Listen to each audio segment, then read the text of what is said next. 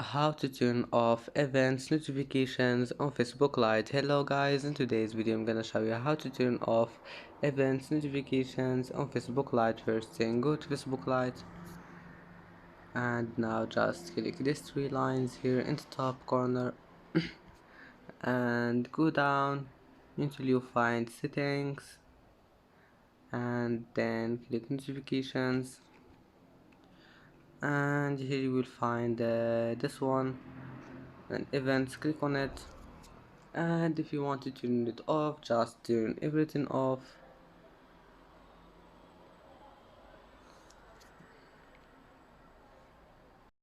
And that's it for today's video. If you like this video, please don't forget to like and don't forget to subscribe, and thank you for watching this video until the end, and now see you in the next video.